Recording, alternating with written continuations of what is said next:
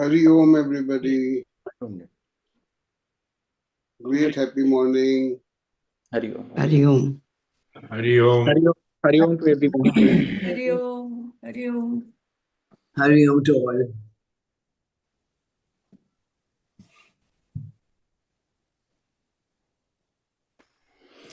Hari Om. Hari Om. Hari Om. Hari Okay, Om. let's start.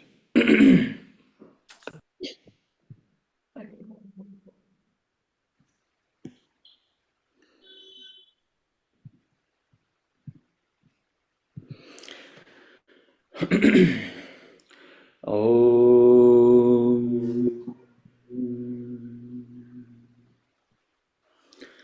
Pratah smrami hridi samsfuratatmattatvam Satchit sukham paramaham sagatim turiyam Yat swapna jagara sushuptimavaiti nityam Tad brahma nishkalamaham nacha bhuta sangaha Tapo bhikshina papanam Shantanam vitaraginam Mumukshunam apekshoyam Atmabodho vidhiyate Bodhonya sadhanebhyo hi Sakshan mokshaika sadhanam Pakasya vahni vajnanam Vina na siddhyati.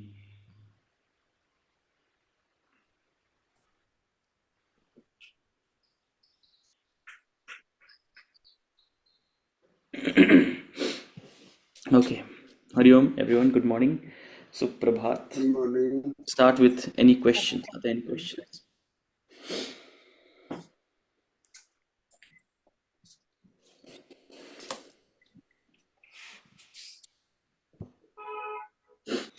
Last session में पाप और पुण्य के ऊपर पाप और पुण्य उसको हम कैसे समझते हैं उसी से मैं शुरू करूंगा.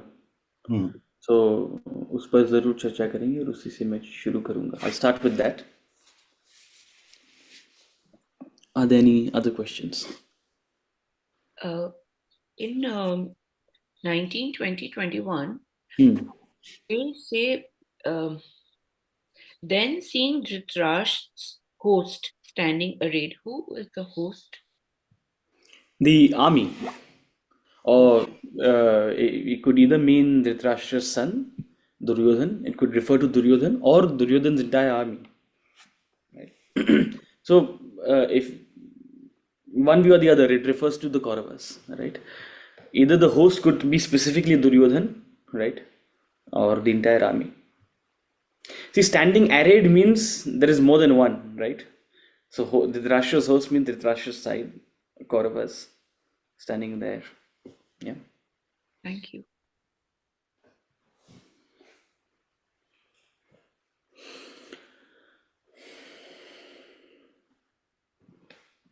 Okay. If there are no questions. Okay. Yes, Ankit. I'm assuming it's Ankit. I don't know if it's Prachi Ankit. Ankit, you should change the name to your. That's a good one. No, it's my It's her device. iPad that we. Okay. Sorry. Go ahead.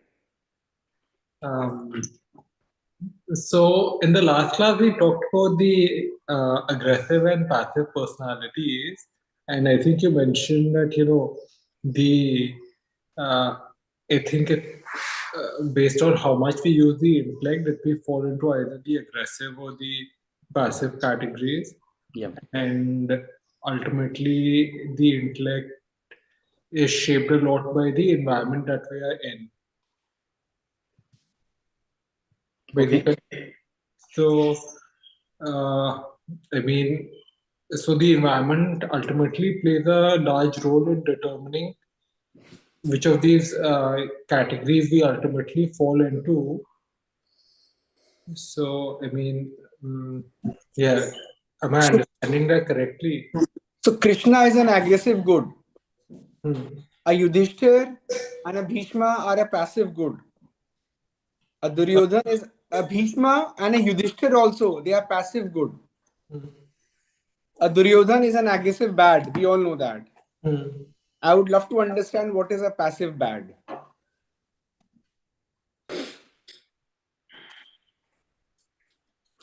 Passive get bad are people who do petty things, who are easily given into negativities. They can relate to it, right? See, but coming back to your question about the environment, see, I'll take one step back. The statement you made, the intellect is shaped by the environment, that's not correct. See, your personality in general is influenced by the environment. Your environment influences your personality at large, not specifically the intellect, right? In fact, the extent to which you have the intellect, to that extent, you are not a victim of your environment. I repeat, the extent to which you have developed your buddhi, and every human being can develop their buddhi, they are not simply a follower of their environment. The impact the environment has on you, the Sanskrit word for that is mahat. The ways of the society around you, the way of the family around you, the people around you, their customs, their practices, their general ways of doing things, they naturally have an impact on your way of thinking, your belief system, your practices, your habits in general. No doubt about it, right? But the extent to which you develop a buddhi to think for yourself, you will be able to weigh, judge, and decide appropriately what you want. Whatever practices in your environment are suitable, whatever practices in your environment are reasonable, whatever are helpful, you accept. Whatever are amiss, and there may be many amiss, you reject. That capacity to be objective and choose will only happen when you have a buddhi. Otherwise, we are a net follower of our environment. The problem is because we don't have that capacity, because we don't cultivate that capacity of independent thinking, we are simply following our environment. Wherever the wind blows, we go with it. Whatever everyone else does, it's called the herd instinct, right? So long as the herd is not doing it, we don't find the safety in doing something. See, I'm not saying following others is wrong. I'm not saying following traditions and customs is wrong. I'll be the last person to say that. I'm a very I really believe in traditions, right? In fact, time-tested traditions should be honored. Absolutely. Your default, if anything is coming down as a tradition, your default should be to allow it, means make space for it, consider it, you know, uh, pay attention to it, no doubt. But don't follow anything mechanically. That's where your buddhi comes in. So, your personality in general is largely influenced by your environment until and unless you apply your buddhi. And you use your buddhi to control the effect of the environment on you. Any environment. See, I was just in Goa right now, and we had a few sets of friends staying with us. So 3 days some friends came, 2 days some other friends came, 3 days some other friends came. Each friend brought with them their temperament. The first friend who came was on a total health journey right now. They were waking up at 6. They took us, we made sure we did yoga in the morning. We every day in the beach we did an HIIT. We went to the beach every day. We ran, we played, and by 9:30 we were eating dinner and ready to sleep, ready to crash. The first 3 days. Then the next set of friends came. They'll only wake up at 9:30.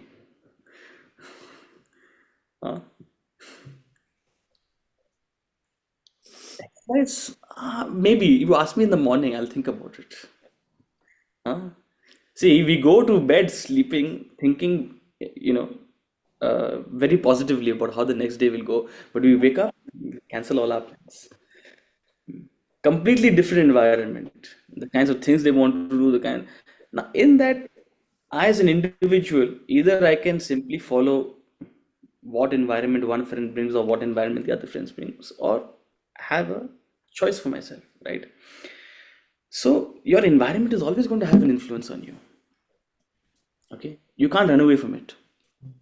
But your capacity to choose for yourself. In fact, if you have a buddhi, you will create an environment rather than being a consumer of an environment. Please understand this. If you have a buddhi, you will cultivate environments. You will be able to go against the mahat sometimes when need to. You'll be able to resist what you don't need. You'll be able to promote what you need. That capacity is dependent on how strong your buddhi is, how clear your thinking is. Otherwise, your mind will easily give in to. See, by default, any environment, by default, the general mass is given into instant gratification. By default, it's given into anything which doesn't require effort, less effort, right? Whether it comes to physical things, whether it comes to emotional things. What is the general default things? दबा के रखो, address मत करो, postpone. That's the general practice, right? So buddhi comes in to actually resist that, to actually fight that, to actually take an active role in determining what kind of environment you want to set for yourself. Right? Does that make sense? Yeah. And this buddhi, like the intellect, I mean, like this capacity, like where does it come from? Like what determines my capacity to have that buddhi or to have that intellect versus someone else? Like What capacity do you have to lift weights? You have the capacity to lift weights, right? Every human being has. Somebody can lift 2.5 kilos, somebody can lift 5 kilos, somebody can lift 25 kilos, somebody can lift 50 kilos, somebody can lift more than that. But everyone has the capacity because you have muscles. Buddhi is a muscle. It's a Yeah. subtle muscle. Hmm. Okay. Now you cultivate it through practice, you cultivate it through certain positive habits, you cultivate it through engagements like this where you can, where you study, reflect upon knowledge, upon information, right? So buddhi is a muscle which you build through study and reflection and through application, Okay. right? We gave the example last class, right, of that child in the London tube. Yeah. It's an exercise. It's a simple exercise. You're exercising the capacity to think, as opposed to, I know some people, my God, please do it for me. I don't want to figure it out. See, there are some people, OMG's age, okay? New technology, I'm sure OMG is also like this. New technology will come, they'll figure it out in a couple of days. Remarkable. That jigyasa is there, right? It's called jigyasa, that desire to learn, that desire to know. So, are you exercising that or not? Right? Otherwise, you become intellectually lazy. You become happy with others making decisions for you. You become happy with just being a follower of, Utsav ji, should I give an example, different example to illustrate what you are saying? Hanji, please. We see different types of fuels. Buddhi is a Shakti. Buddhi, Shakti. Now fuels. एक पत्थर का कोयला, उसके against में लकड़ी का कोयला, उसके बाद पेट्रोल, डीजल और जो इजीली इन्फ्लेमेबल है. Now we get influenced. अगर माचिस की तीली से ही इमीडिएटली जल जाती हैं. जैसे गैस है, it will burn even with spark.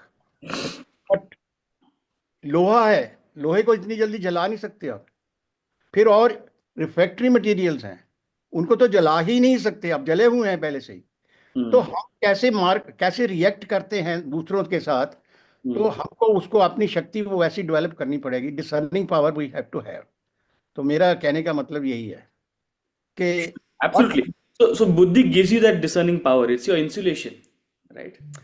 You can call it an insulation, you can call it a discerning power, you can call it thick skin, right? It's your thick skin, whatever you want to call it.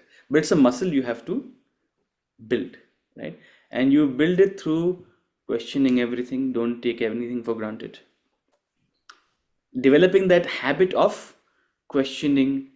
Questioning doesn't mean to doubt. Please don't don't get me wrong. Questioning doesn't, when I say question, I don't mean doubt, cast aspersions on something. Having that discipline of engaging with something, getting to understand things deeply, developing your own understanding and perspective, your capacity to articulate something. People ask me, one of the best uses of this class is not just to listen to me, but to actually articulate this in your own language, write a summary of your own understanding of things, right? It's a totally underrated skill. The only reason I'm able to speak to you so confidently on this subject today is because I have done that. That's the only reason, nothing else. The only reason I'm able to speak to you on the subject is not because I've memorized anything. Trust me. See, I can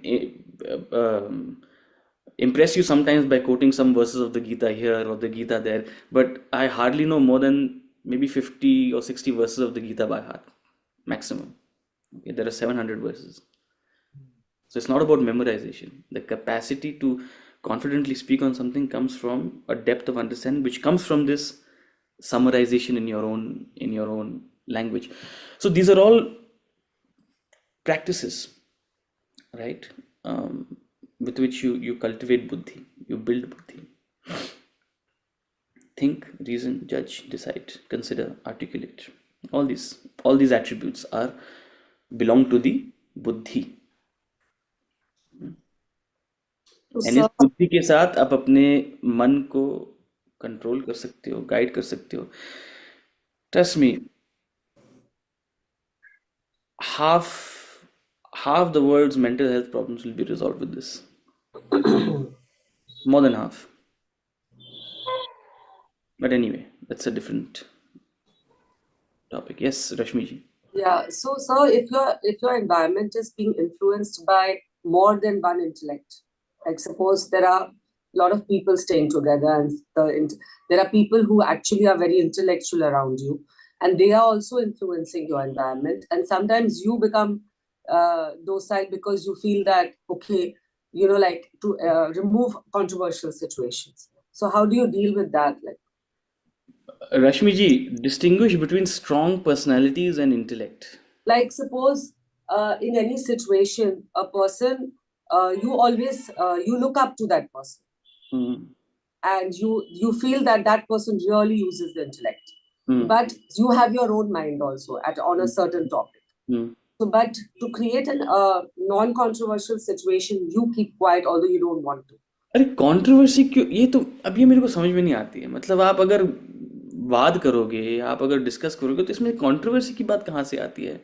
If you respect someone's opinion, honestly, if their opinion is worth respecting, they will appreciate your question. They will appreciate your engagement. If they don't appreciate your engagement, reconsider your appreciation of their opinion. I'm telling you, no matter who they are, no matter how many gray hairs they have on their head. And so it's also important how we communicate also. That is also very important. 100%. How we question also. We don't have to come across as offensive. See, आज के दिन में questioning is like, how a journalist questions someone uncomfortably in the middle of the road. Paparazzi. That's not what I mean by questioning. Questioning has to do with As you just said, sorry, as you just said that question. Can I complete? Sorry. Let me complete. Yeah. Questioning has to be done with the spirit of Shraddha. Right? Especially when someone whose opinion you respect. Right? So when I say question, I don't mean challenge them.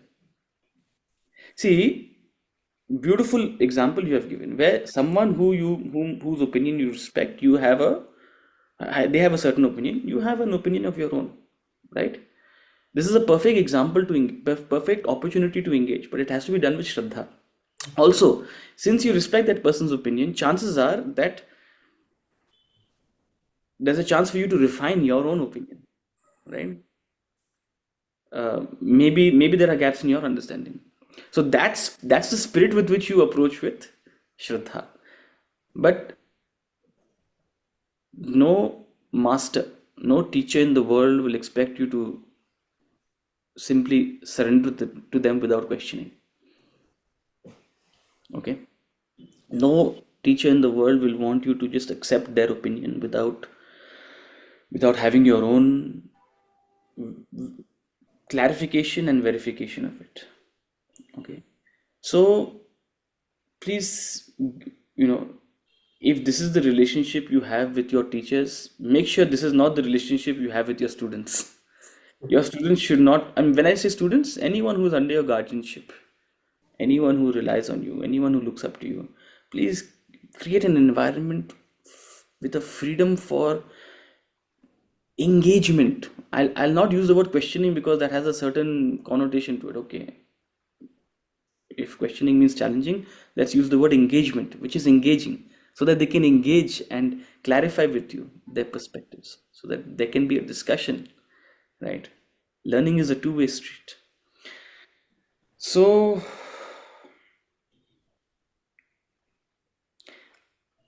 but what I suspect you're asking is that generally in any environment there are many strong personalities. Just because you have an opinion doesn't mean that opinion is right, but many people have strong opinions in any environment. Then it becomes a question of navigating egos. It becomes a question of navigating egos, nothing else. Okay, if someone whose opinion you respect and they're not really game for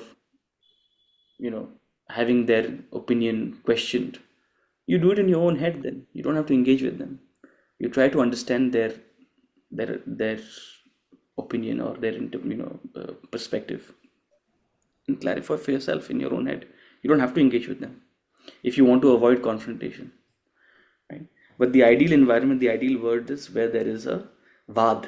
It's called samvad, right? There should be vad, samvad, not vivad.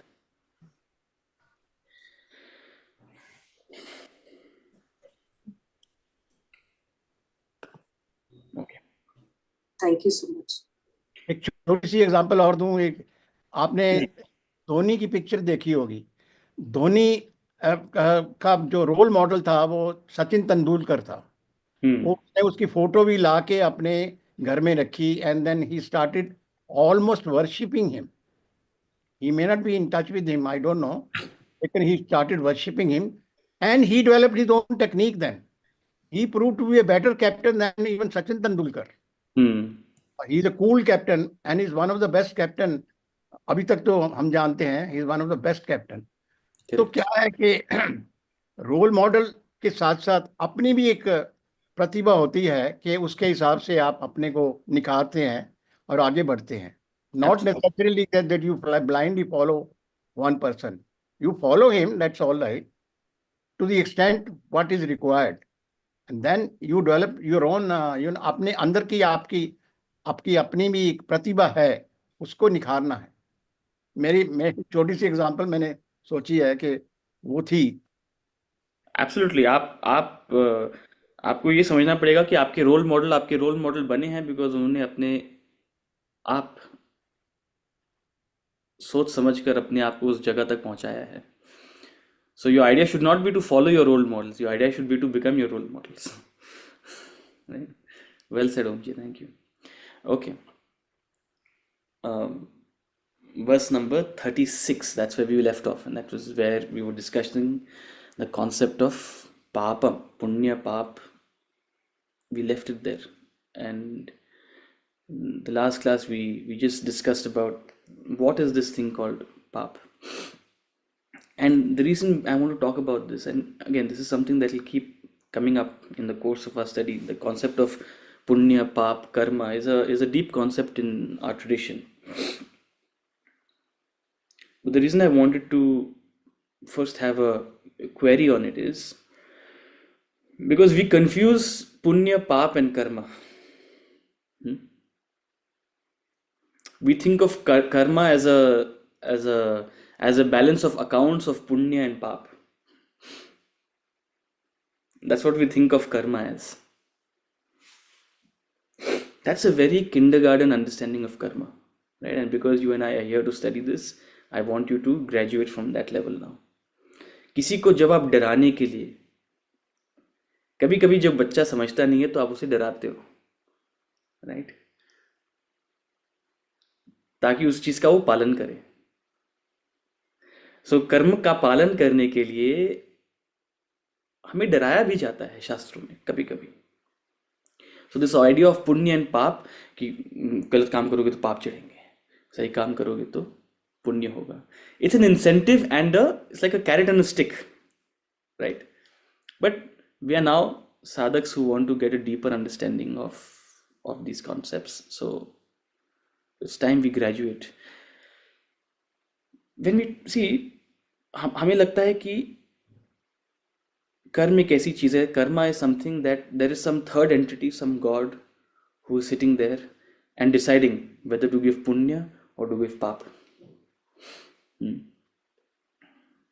So first of all, get this concept out of your mind that there is this third entity who is bestowing upon you punya and pap.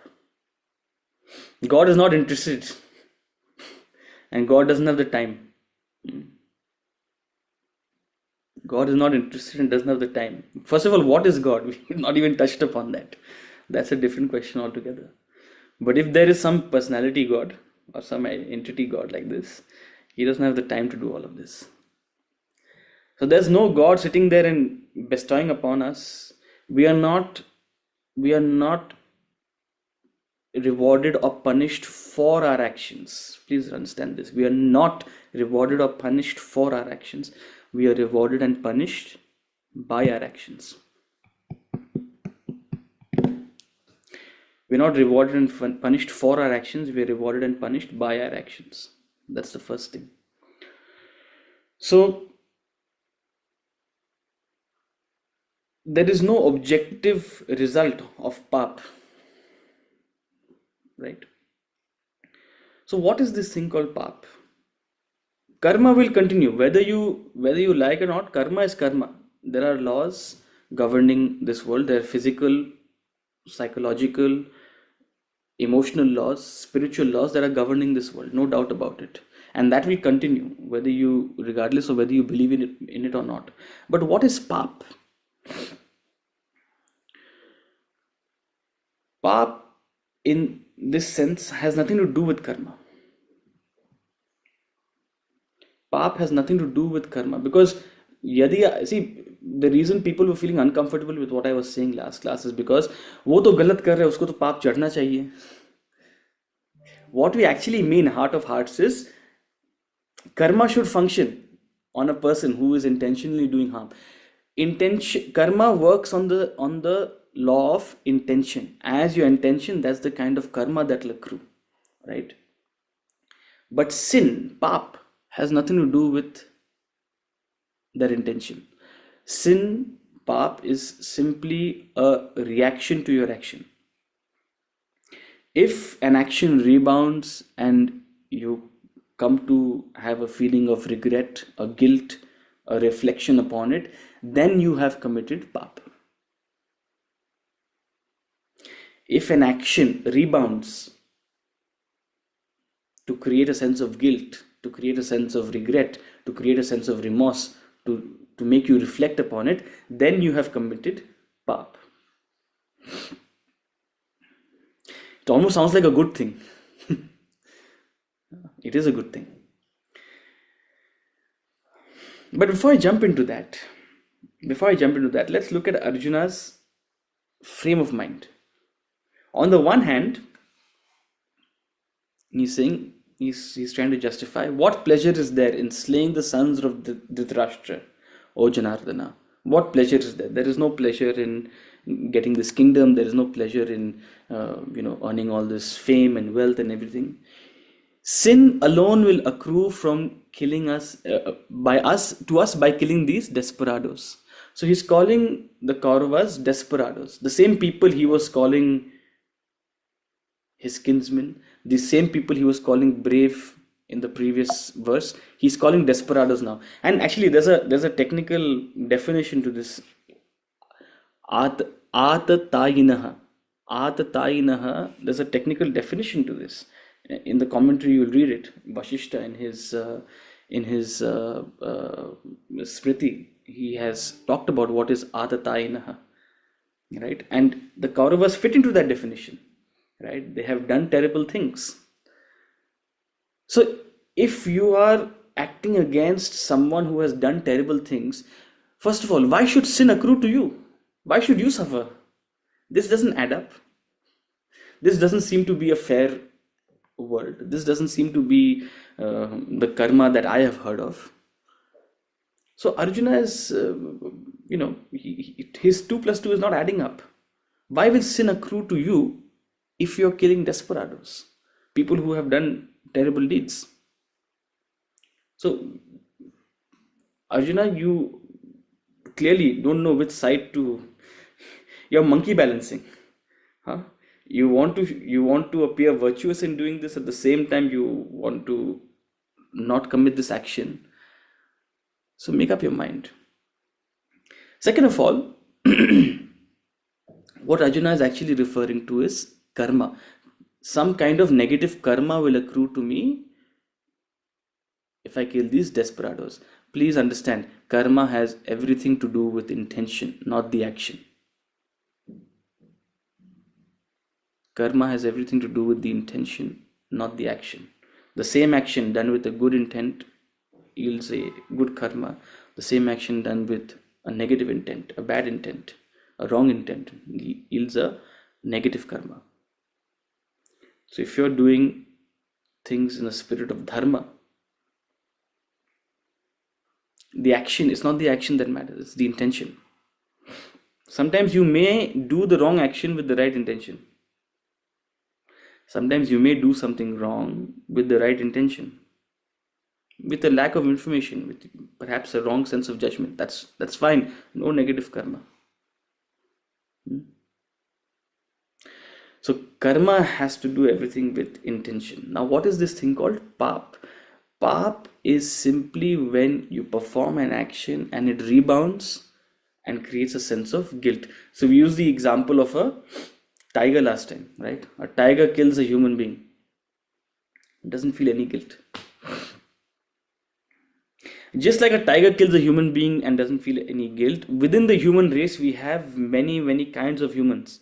We have humans who are stones. We have humans who are vegetables. We have humans who are animals, animalistic.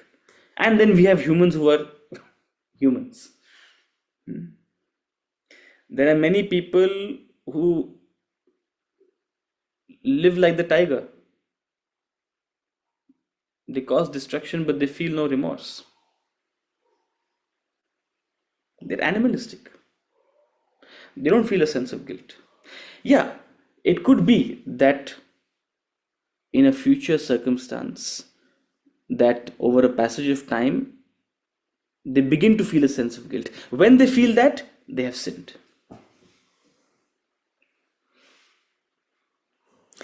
In the moment doing something, I don't feel any reaction. I don't feel any remorse. No sin. A week later, suddenly dimag ki batti jali. It occurs to me that what I have done, I shouldn't have done. I have sinned. Papam.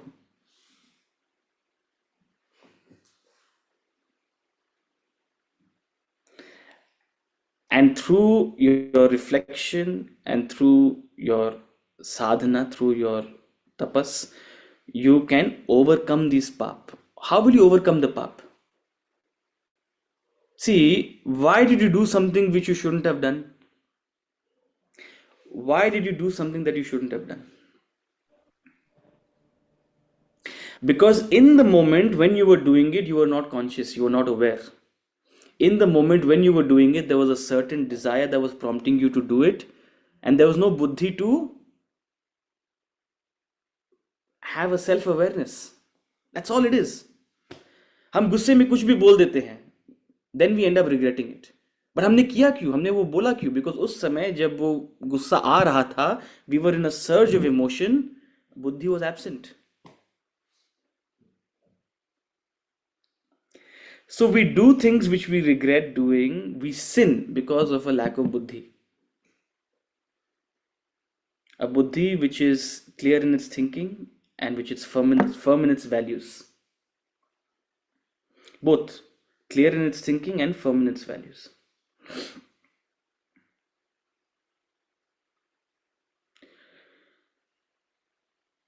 So, when you sin, when you have that sense of guilt, regret, thereafter you work to rectify it. Thereafter you work to build this capacity of self-awareness in the action. That's why in the morning, when we chant, when we start this class, we say Tapo Bhikshina Papanam Shantanam Vitaraginam.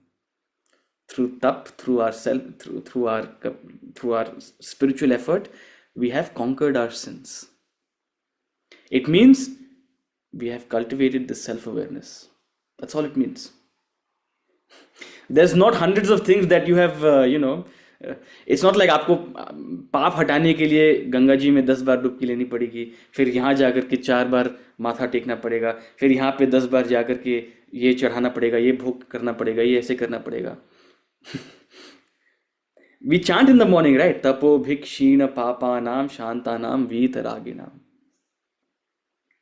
What is that tap? That tap is the effort we put in to cultivate self-awareness so that we perform each and every action with a clarity of thought and clear values, higher values.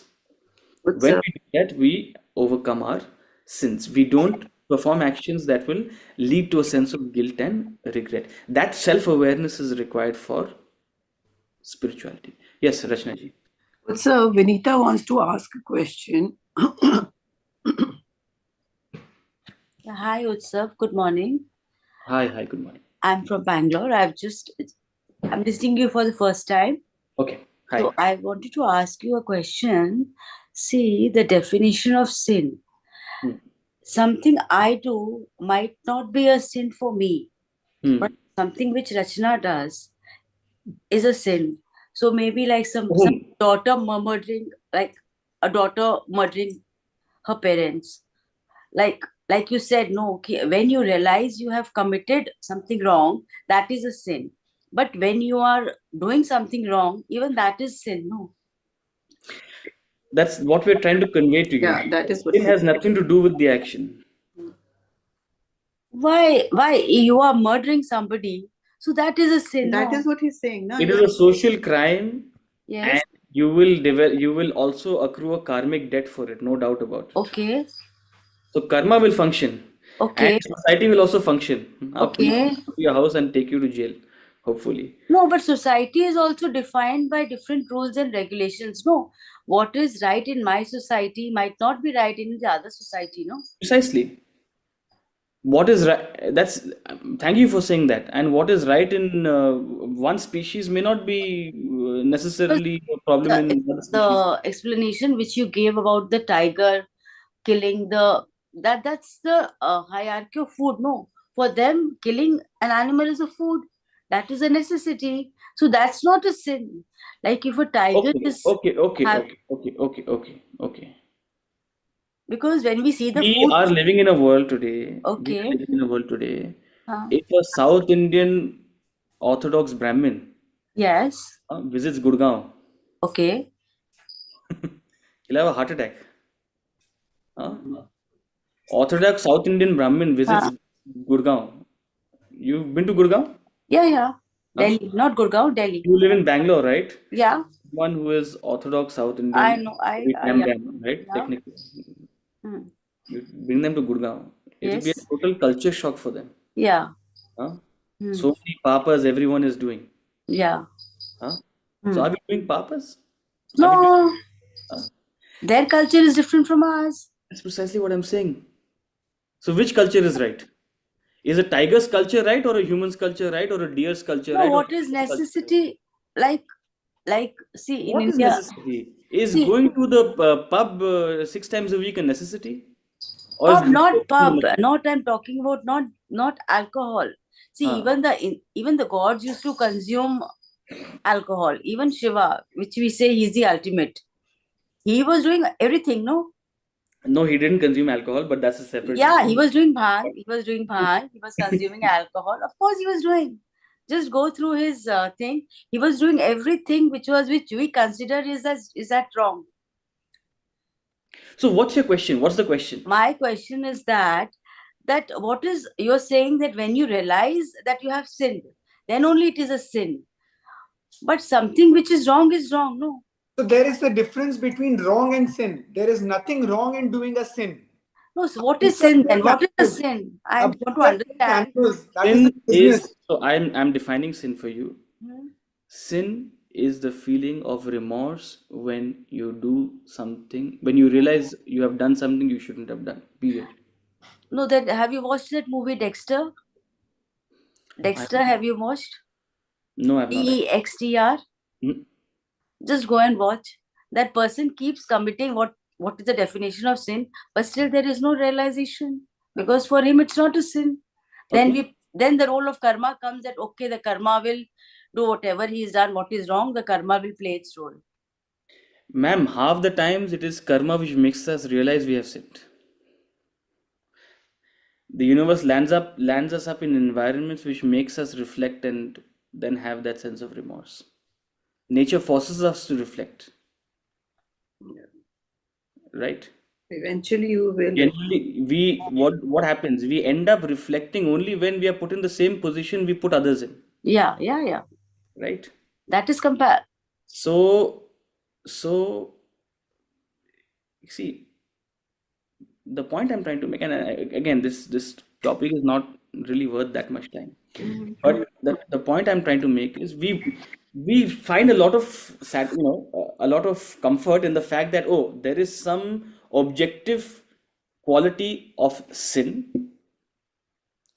We don't know who is upholding that. हाँ? किस भगवान ने define किया कि ये sin है और ये sin नहीं है? आप क्या लाइंस ड्रॉ करोगे? किसके तरीके सही हैं, किसके तरीके गलत हैं? That all depends on your own sense of values. देखिए इसको सिंपली आप सोच सकते हैं. देखिए ओम जी एक minute. It all depends on your sense of values. So if you have a consciousness, you will reflect and react and make amends. If you have a perfect consciousness, you will not even make that mistake. Right? If your awareness is compromised, but you still have a sense of reflection, you will make amends. And if you are a inert being, if you are a stone, if you have a heart made of stone, then you'll not reflect. You'll not even react. You'll not even be conscious. Right? So sin is actually a stepping stone to your own growth. This is what we're trying to say. Sin is a stepping stone to your growth. And overcoming your sin means becoming self-aware,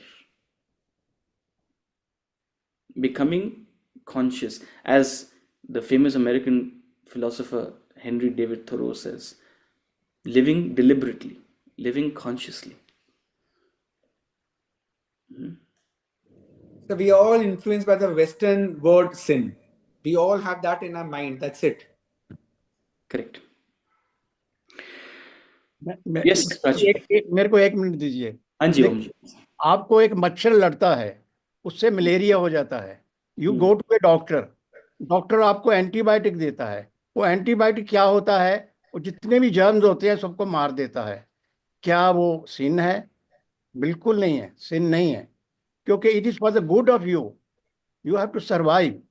और दूसरी बात यह है कि अगर महावीर की जो philosophy अच्छा ओम जी, मैं एक्चुअली ये example I will turn it on its head. Why is it important to survive? What is so important in your life? क्या उखाड़ लिया आपने कि आपको जीना चाहिए और वो मच्छर को नहीं जीना चाहिए? नहीं, मच्छर तो हमारे को लड़ा है. I'm just turning it on its head because we think that we've used this word necessity. जहाँ necessity है वहाँ sin नहीं होनी चाहिए.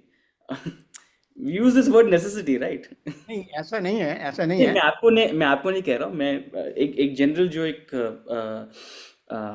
पर्सपेक्टिव है कि जहाँ नेसेसिटी होती है वहाँ तो चलेगा.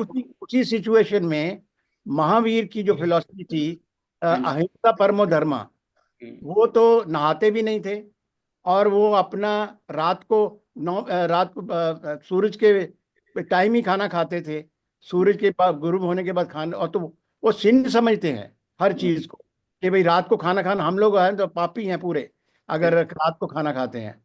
तो अगर हम नंगे पाँव नहीं चलते तो भी हम पापी हैं। तो उसी हिसाब से हम पापी हैं, लेकिन हम पापी नहीं हैं, हम सोचते हम पापी नहीं हैं।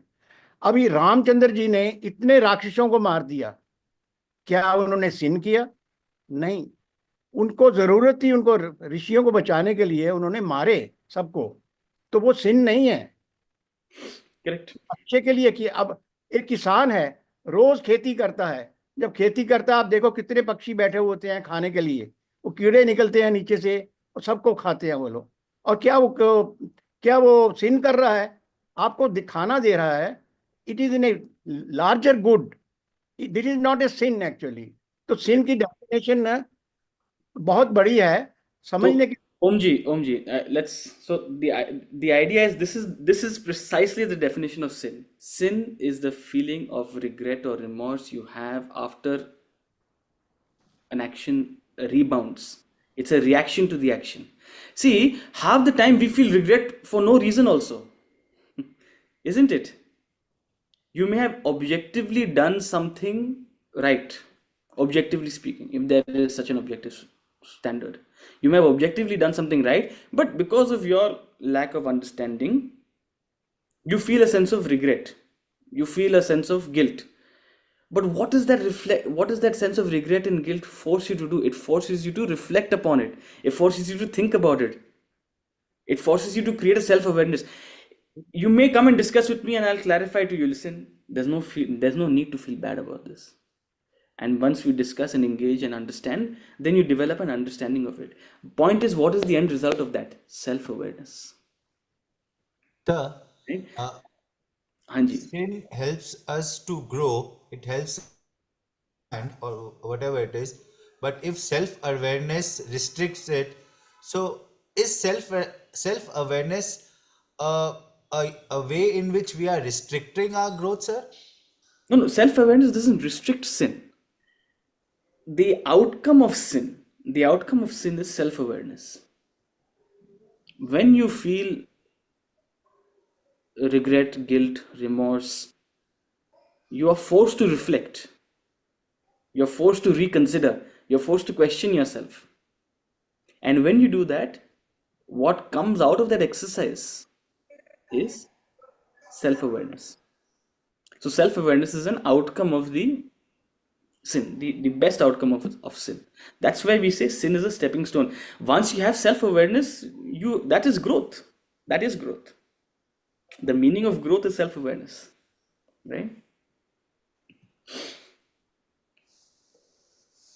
In short, sir, sin करना चाहिए, और sin होने के बाद अगर सेल्फ अवेयरनेस आ जाएगा तो अपने आप सिन होना बंद हो जाएगा। नहीं, आप वापस आप बोल रहे हो सिन करना चाहिए। अरे आप कर नहीं सकते सिन। I mean sin अगर आता है तो अच्छी बात है, उससे सेल्फ अवेयरनेस आएगा। As Jesus Christ said, judge not others, resist not evil.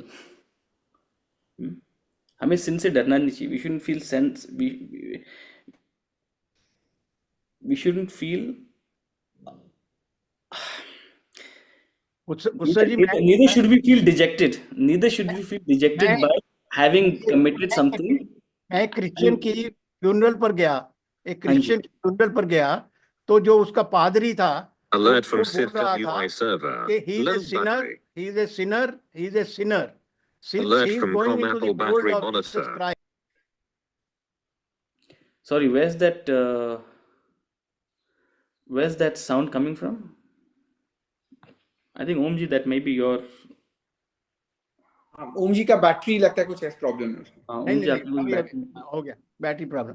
नहीं, उसको जो पादरी था, मैं बड़ा हैरान था कि वो अच्छी क्या मंत्र बोलेगा, मैं सुनना चाहता था। तो उसने बोला कि he was a sinner. Since he has gone into the fold of Jesus Christ, he is going to wash all his sin. आमीन। बॉडी को नीचे कर दिया। मैं सोचा कि वो तो अच्छा भला आदमी था, उसे नहीं लगता था उसने कोई सिन किया है, लेकिन उन्होंने उसको सिनर बना दिया। तो ये एक माइंड में इतना भरा हुआ है, हमारे को डराया हुआ है कि you are a sinner, you are a sinner, you are sinner, एक खामखा का डर है। अब देखिए, I don't want to talk about other traditions, but इसका एक symbolism भी है, इसका एक symbol, and we'll conclude with this. There's, we'll conclude this topic with this.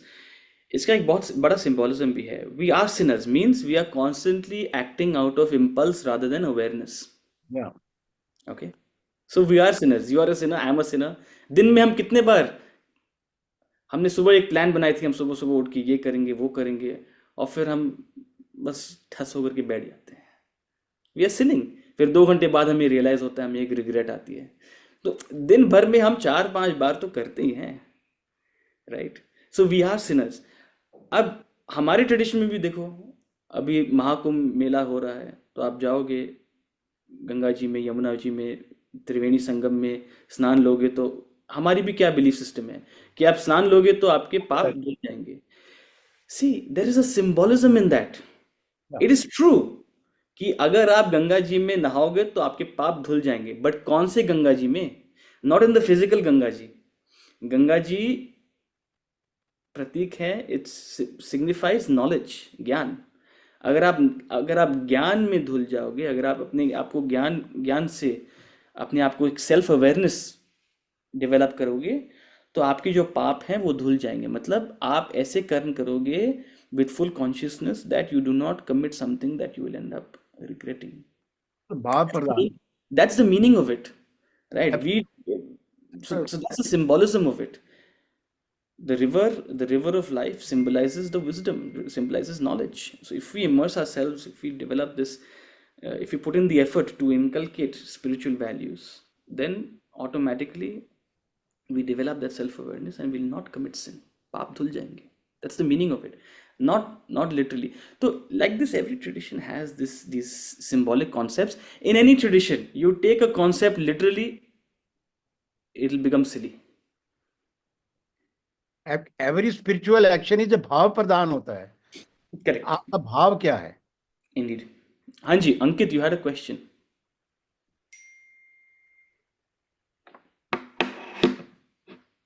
Okay, there was another question that I received from one of the class members. They said, a person who is angry by nature throughout doesn't even realize he is hurting people all the time. He or she is always in a bad mood, no guilt. Is he sinful or not? Clearly not. He's not sinful. Yeah, there is karma accruing to such a person. And karma also doesn't accrue in the way you and I think accrues. हाँ, कि ये गलत है तो गलत चीजें होंगी इनके साथ. No, they are cultivating a certain environment for themselves. The kind of people they are attracting, the kind of experiences they are attracting. That's how karma is functioning in the background. But is he sinful or not by definition? No, he's not sinful. Sir, as we started in the class, Paap, Punya and Karma, we are still all confused. Karma is directly correlated with Paap and Punya. That is why this question is there and that is why these questions are there. But at the same time, people around him are really affected and the entire environment is stressed. All you have to do is to stay calm. Stay calm. See, you can only stay calm for a certain amount of time, but at no point do we say that you should become a doormat for others. Okay? You don't need to, if someone else is adharmic, you don't have to simply suffer. We are taught to be aggressive good. And aggressive goodness is one where someone employs their buddhi to deal with a problem. Now, sometimes the problem requires you to stay quiet. Sometimes the problem asks you to, maybe even address the situation in different ways, right? So there are intelligent ways to fight another person's ego. So certainly just staying calm is not always the solution. What should be the action-reaction of the people around him? See, this is too little information to suggest what should be the action. But certainly being a passive receiver of, constant, the person you're trying to describe sounds like a spoiled, egoistic person. Okay, someone who feels entitled, and someone who is blind to the consequences of their own impact on their environment. So at no point there's any scripture guide you to be a passive victim of such an environment, but a little more information is required how to appropriately respond to this. There are intelligent ways in which you can react. See, idea is we don't want to necessarily just confront, then it will be two sides barking at each other, huh? Two minds just going off, rattling at each other. You have to intelligently address the situation, but you have to address the situation. See, either you're okay with just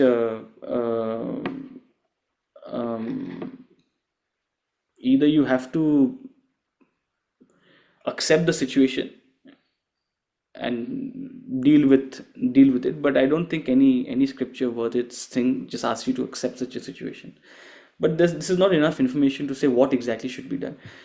The general answer is you have to employ your buddhi to find some kind of aggressive approach to address this, right? And we all know what are the ways in which you approach someone. आप पहले किसी को समझाओ, पहले बताओ, फिर समझाओ, फिर बहलाओ, फिर डराओ, फिर धमकाओ, right? In chapter 3 we'll come to that. Lord Krishna will use that same approach with Arjuna. He's trying to first speak the truth, then explain the truth, then emotionally mollycoddle him, then try to use some sense of emotion, then introduce a sense of fear, then threaten. That's the approach an aggressive person takes in dealing with any situation, any other person, any other problem, right?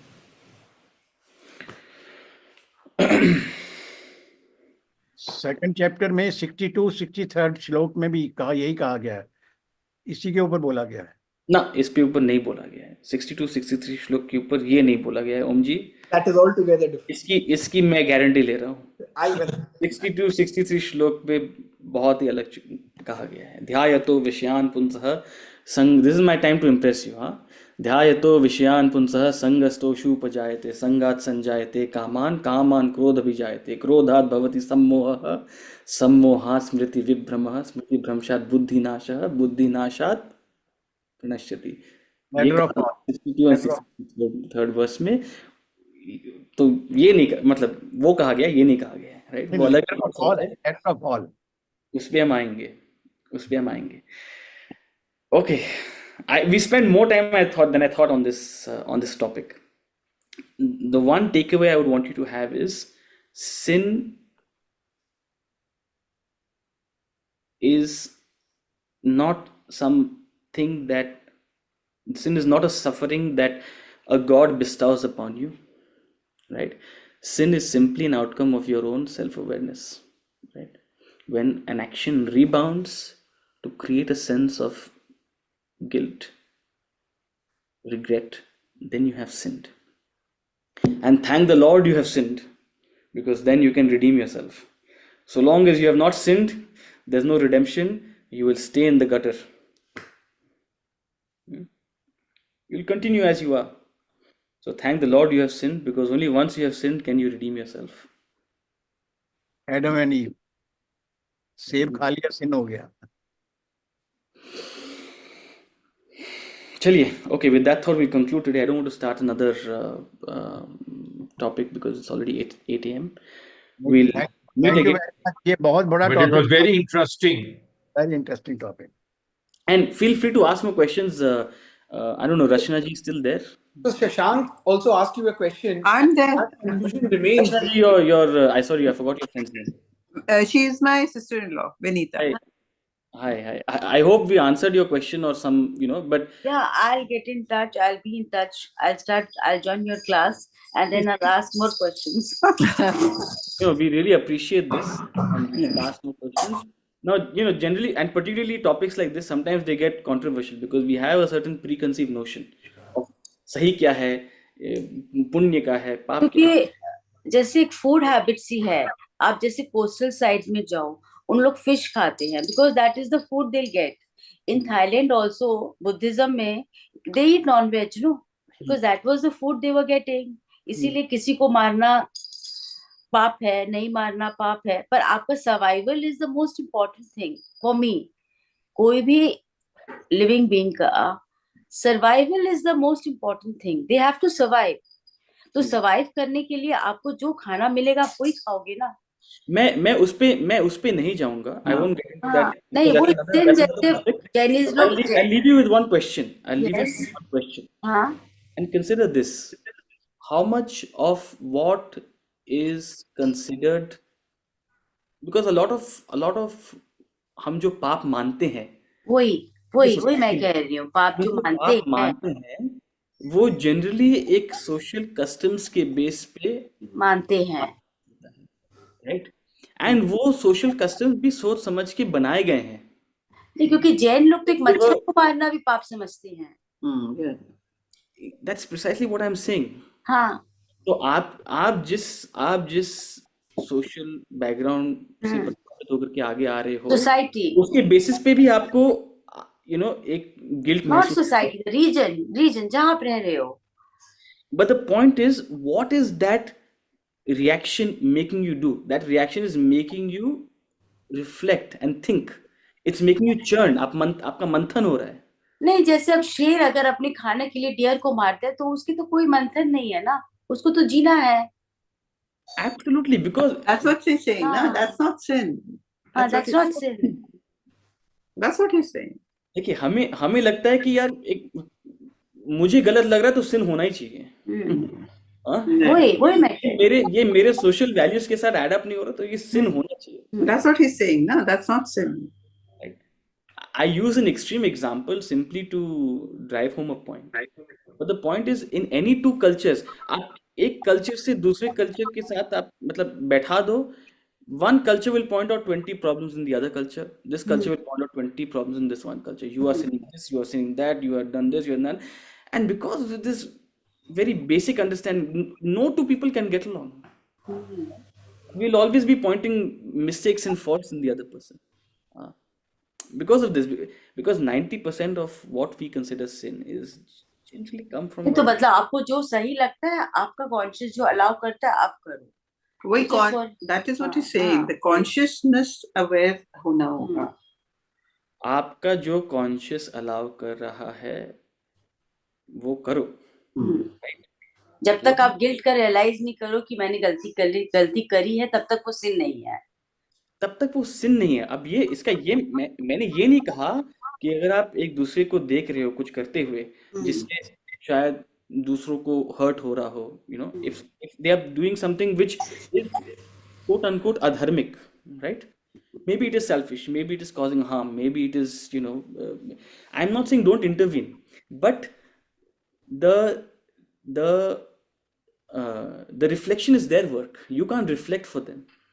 You can point it out to them. Self-reflection, their attention. नहीं, पर जो psychotic personality होती है फिर उनके हिसाब से तो कुछ सिन नहीं है. कुछ सिन नहीं है. बट अच्छा, अब बताओ मेरे को, उसको सिन कह के भी आपको मिलेगा क्या? मुझे कुछ नहीं मिलेगा. उसको भी रियलाइज नहीं होगा कि उसने किया गलत का. जैसे आप डेक्स्टर मूवी देखो या आप ये साइलेंस ऑफ द लैम्स देखो, ये सब मूवीज आप देखो, उनको रियलाइजेशन ही नहीं है उन्होंने इतने को मारा है, किया है. दे डोंट, उनके हिसाब से कुछ भी सिन नहीं है. हम अभी क्या कर रहे हैं अगर हम इतना सब सोचने लग जाएं? वही तो. डेक्स्टर की तो छोड़िए, हम अभी क्या कर रहे हैं? To bring food to you, what is needed. अपने ऊपर ही फोकस करो बस. Just for your action, you are responsible for your actions. The bottom line is be as self-aware as possible. Yes. Whatever you sow, you will reap. Simple है. Yes, Kabir, you have a question. Sorry to keep you holding. Yes. Not at all, sir. Thank you. Let me first bring you home if you want to see my background. Okay, wonderful. No, I call it home for a reason. Are you recognizing? One second, I can't. Is this RCTC. CCFC? CCFC. Yes. Calculus. Actually, Shanti, thank you for, first of all, introducing me to this class. You're on mute. You've gone on mute, so we can't hear you. Oh, I'm sorry. I was just thanking Rachna auntie for introducing me to this class, and I was saying that you might not remember that we've actually grown up together at CCFC. Oh, is You, it? Vedika, and yes, it's been so many I've spent years. most of my childhood at CCFC, yes. That's why I said, let me first bring you home. Uh, So, the one thing I wanted to share, it's more of a sharing than an opinion, is that I've had this concept of PAP, which I finally understood today from the discussion. I always used to define PAP as intentionally, and these are some key words that you actually used today, which is very impactful for me. I would define it as intentionally causing anyone harm financially, emotionally, physically, in any form. And then I would think that once, if we ever do any PAP, that adds to our karma, which is going to bounce back at us. But this concept that we have understood today, that the sin, the realization or the feeling, that emotion of sin really hits only when we ourselves feel a sense of guilt. And we are answerable to ourselves. This is just, it is a great revelation, and I wanted to express that I'm feeling very good realizing this difference between the two things. I'll say one more thing. When there is self-awareness, karma and papa align. Right? When there is self-awareness, When there is karma and self-awareness, papa. one who is not self-aware, they are doing maybe terrible things intentionally or whatever. Karma is functioning in the background. There is karma, but there is no papa because there's no awareness. Right? So through self-awareness, you become acutely conscious of every step you're taking, every thought you're having. No negative thought. Right? And when there's so you are conscious of what you are allowing to incur, what karma you are allowing to incur, right? So that's the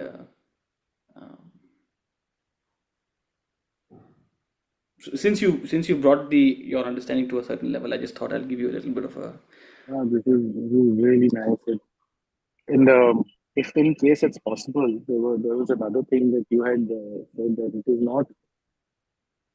I'm forgetting that one line you had said about it is not what we do that makes us sin. I can't remember that one line that you said. It was a two-liner thing, but it was decoding. Sin is not in the action, it is in the reaction, or something like that, perhaps. Something along those lines. Okay, the good thing is these classes are recorded, so you can watch it on YouTube and pick out. Oh yes. I can go back and look. Yeah, Shashank, you had a question. It's probably going to prolong this discussion, so I don't know whether you want to take it up right now. But I'm here. This class is recorded. If people who need to leave, they can watch the end of the class. That's fine. You can go ahead. So going back to that murderer example, that you might not realize that you're doing something wrong. Societal norms will come into place. You'll get arrested. And just on that theme, what I was trying to ask is, how is Papa and Punya connected to karmic debts? A murderer might not have the realization, possibly might even get away with the crime, get arrested, whatever it is. Societal norms are playing out in their own way. Yeah. The murderer might not have any realization of whatever pap he has committed. So how is that intertwined with karma? So the law of karma works on the law of intent, right? And we try to also have intention, even when we bring in social norms, right? We try to have a sense of intent, or what is called mens rea, right? Even in our law, right? Even in our, say, civil and criminal laws.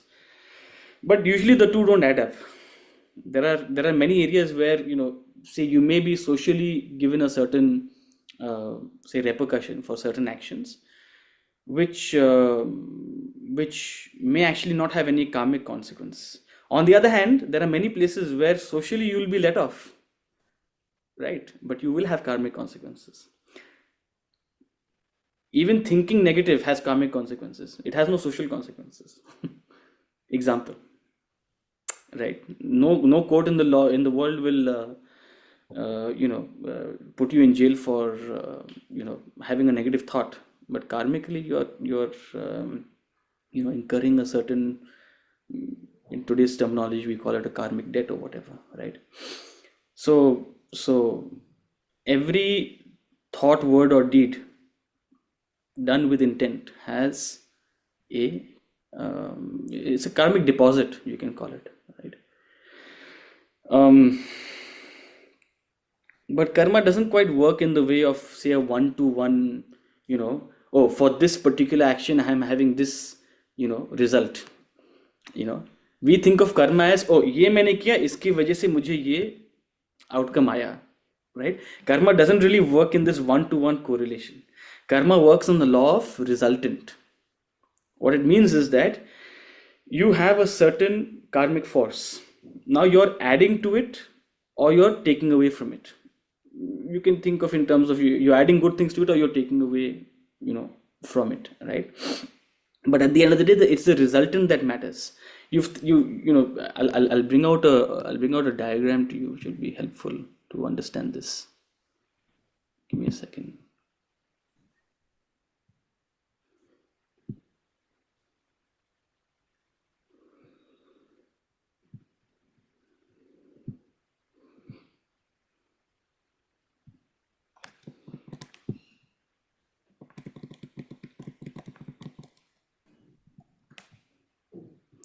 So you play pool?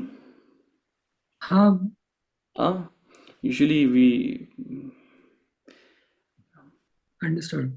You understand angles and this Yeah, and yeah, that.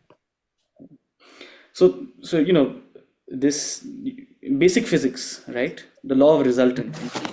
Say an object O, there are two forces acting on it, one pushing it towards the direction of A, one pushing it towards the direction of B. The resultant is it moves in the direction of R. R. Right? Simple example, but a little more complex is when there are multiple forces. When there are hundreds of forces acting upon you. Hundreds of forces are hundreds of thoughts, hundreds of actions, hundreds of words, hundreds of intentional things you are committing. Positive, negative, ye, wo, selfish, unselfish. All of it is a khichdi, which is you. And the result is your karma, the direction you are eventually moving in. So it's not that one negative thought has a particular negative reaction for you, right? It's kaleidoscopic, it's complex, right? And many times having committed, say, a negative action or a negative thought, your atonement is cultivating a positive thought, right? Because it's sort of undoing what you have done in a way. But there is no one-to-one, okay, this cause, so this effect. There is the law of a resultant. So it's very difficult. See, the point I'm trying to make is that when you see the resultant, there's no particular force moving in that direction. Absolutely. There's no particular effort you're making in that particular direction of R. The resultant karma you experience in life, you may not have particularly willed it as such, right? It's a sum total of sort of, all the efforts we have put in all directions. So it's very difficult to ascertain, okay, exactly why you are facing what karma you are facing. Precisely because of this reason, because of the resultant. But every thought, word and deed at the physical, emotional, psychological, physiological and spiritual level has a sense of causation. There is a law of causation, right? It's an unbroken chain. Does that make sense? Understood. Absolutely. so this is one of the central beliefs in or sort of central concepts in Vedantic thought, that there is a chain of causation. Every cause has an effect. Every effect has a cause, right? And the point is, in its expression, it gets mixed up into a resultant. So the expression of it is not clear. It's not straightforward, right? It is a complex expression, but the law is very simple: cause and effect. I think now it makes sense. You just told Kabir right now, when there is self-awareness, karma and pap align. So I guess only if you get to that stage will you be able to understand where your resultant is going when you're self-aware. Exactly. Then, because then you're consciously putting in thought, right? We're unconsciously we are having one good thought, 10 good thoughts, but how many? I mean, what about the remaining 70,000 thoughts in a day? Right. So a yogi is one who is almost determining the karma, because they are so conscious in the kind of thoughts they're having, right? And the actions they're doing. Makes sense. Thanks so much, Utsav. Okay, Hari Om, thank you so much. We are over time. We'll see you again on